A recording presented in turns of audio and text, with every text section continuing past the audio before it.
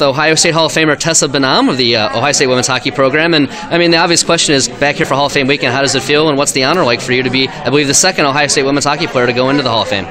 Loaded question. It's great to be back. Always great to be back in Buckeye Land. I feel like I took a little jaunt around campus earlier today and rediscovered some of the new buildings. And one place I missed that I'm going to go see tomorrow is the library. I hear great things about the views from up top. But yeah, I visited the shoe, reminisced about some fun moments that I had in there, and watching Ohio State beat Michigan, and to be here among all of these fantastic athletes, I think is pretty cool. I was at school when Troy Smith was quarterback, and I remember meeting him and chatting with him about the ups and downs and the perks and the pros and cons that come with being a team captain, and we kind of shared some inside info with each other. And to have him come to Canada and play in the CFL for the Montreal Alouettes is something pretty cool too. And it's neat because I get to talk about him in my new job now. I work for TSN as a sports anchor, and every time I get to say his name, I always mention that he's an Ohio State Buckeye, much like myself, and both of us bleed that scarlet and gray. So to be able to be inducted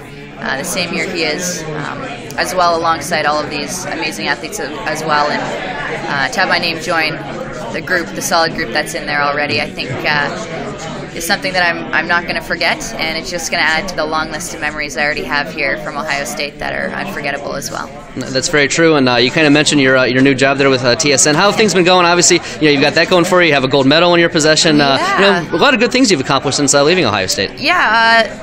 Since retiring, I actually recently just retired from international play in hockey.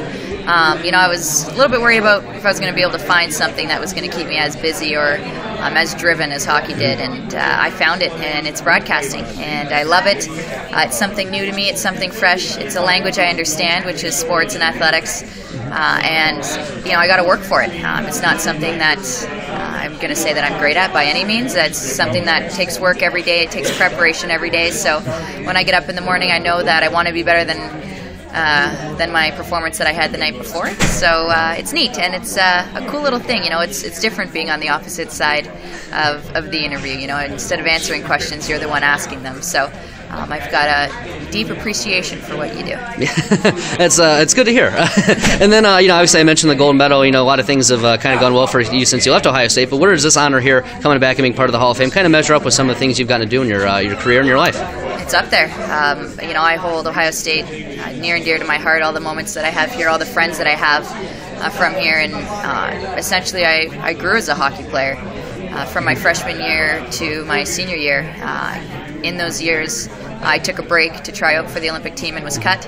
And it was after my senior year that I was able to finally make the squad. So I consider this my teenage years of my hockey career, and I was definitely shaped and developed as an Ohio State Buckeye. So to be able to be inducted into the Hall of Fame to me is something truly special, and right up there next to that gold medal that I won at the Olympics. Yeah. And what are some of the great memories you have as you look back on your Ohio State career and kind of trying to help establish a women's hockey tradition here at Ohio State?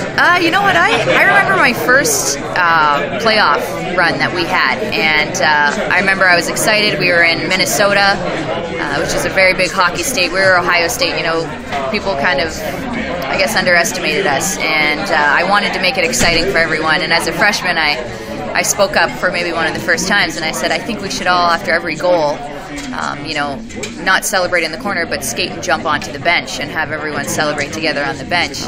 And we did really, really well that year. And the moments on the bench where I don't even think I scored a goal, it was just everyone else that had scored, to see the love that the team and the girls that we all had for each other, and that we had each other's back, and how excited we were just about a measly goal, whether it was a 4-1 win or a 2-1 win in overtime. I felt like it was something really special, and that's when I realized how lucky I was to have something like this and to be a part of that. And it made me, I was already proud, but it made me even more proud to wear that Ohio State jersey and to be on the ice or sitting on the bench alongside all those girls.